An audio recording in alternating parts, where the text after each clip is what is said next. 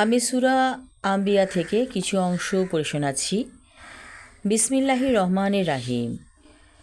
ক্রমাগত সীমা লঙ্ঘনরত কত জনপদকেই না আমি ধ্বংস করেছি, ওদের ওপর অন্য জাতির উত্থান ঘটিয়েছি। সীমা লঙ্ঘনকারীরা যখন আমার আযাব টের পেয়েছে, তখনই ওরা জনপদ থেকে পালাতে চেষ্টা করেছে। তখন ওরা আওয়াজ শুনতে পেয়েছে, পালাচ্ছ কেন? ফিরে এসো তোমাদের বিনাশাগারে, তোমাদের ঘরে, যাতে তোমাদের কৃতকর্মের জন্য জিজ্ঞাসাবাদ করা যায়। ওরা আর্তনাদ করেছিল, হায় দুর্ভোগ আমাদের, আমরা জুলুম করেছি। কর্তিত শস্য ও নির্বাপিত আগুনের ছাই ভস্মের মতো স্তব্ধ না হওয়া পর্যন্ত ওদের আর্তনাদ অব্যাহত ছিল। মহাকাশ ও পৃথিবীর মাঝে যা আছে তা আমি অযথা খেলার ছলে সৃষ্টি করিনি।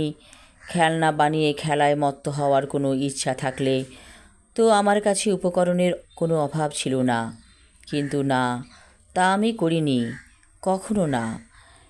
সৃষ্টি করার মধ্য দিয়ে আমি সত্য দিয়ে মিথ্যাকে আঘাত করেছি, আর সত্য সবসময় মিথ্যাকে চূর্ণ বিচূর্ণ ও নিশ্চিহ্ন করে দেয়। হে সত্য অস্বীকারীরা, নিশ্চিত থাকো, তোমরা যা বলছো সেজন্য তোমাদের দুর্ভোগ অবশ্যম্ভাবী। মহাকাশ ও পৃথিবীতে সকল সৃষ্টি তারই, তার সান্নিধ্যে যারা আছে তারা কখনো নিজেদের বড় মনে করে ইবাদতে ত্রুটি করে না বা ক্লান্তও হয় না। তারা রাত দিন অবিশ্রান্তভাবে তার পবিত্রতা ও মহিমা ঘোষণা করে। এরপরও কিছু মানুষ মাটির তৈরি কিছু বস্তু বা অবয়বকে উপাস্য হিসেবে উপাসনা করে। এই উপাস্যরা কি মৃতকে জীবিত করতে সক্ষম?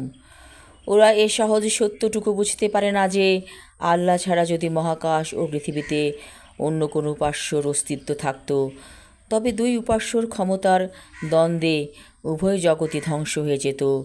আসলে ওরা যা বলে তা থেকে আরশের অধিপতি আল্লাহ অতি পবিত্র মহামহান। এতক্ষণ আমি আল কোরআন বাংলা মর্মবাণী থেকে সূরা আম্বিয়ার কিছু অংশ পড়ে শোনালাম। আসলে আমাদের প্রত্যেকের উচিত আরবির পাশাপাশি বাংলা অর্থ আছে যেসব কোরআন শরীফে সেগুলোকে পড়া। কারণ আমরা আরবি জানি, কিন্তু আরবির প্রত্যেকটা অর্থ তো আমরা বুঝতে পারি না। তাই আরবির পাশাপাশি যদি বাংলা অর্থ আমরা শুনি, তাহলে বুঝতে পারবো আল্লাহ কী বলতে চেয়েছেন। এই যে কোরআন শরীফ, এটি হচ্ছে আল্লাহর তরফ থেকে আমাদের জন্য একটি বিধান।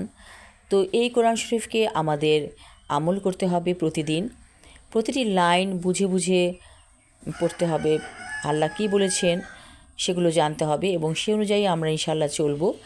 আর যারা কোরআনের নিয়ম অনুযায়ী পৃথিবীতে চলবেন তাদের কোনো সমস্যা হওয়ার কথা না, কারণ আল্লাহ সব কিছু জানিয়েছেন কোরআনের মাধ্যমে।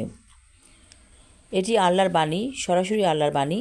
তাই কোরআন শরীফ পড়ুন, বাংলা অর্থসহ কোরআন শরীফ পড়ুন, তাহলে আপনি বুঝতে পারবেন আল্লাহ আমাদেরকে কী নির্দেশ দিয়েছেন। আসলে আমরা আল্লাহর প্রতিনিধির দায়িত্ব অনেক। তো সে অনুযায়ী আমাদেরকে দুনিয়াতে চলতে হবে, তাহলে আমরা দুনিয়া এবং আখিরাতে ইনশাআল্লাহ ভালো থাকব। আমিন।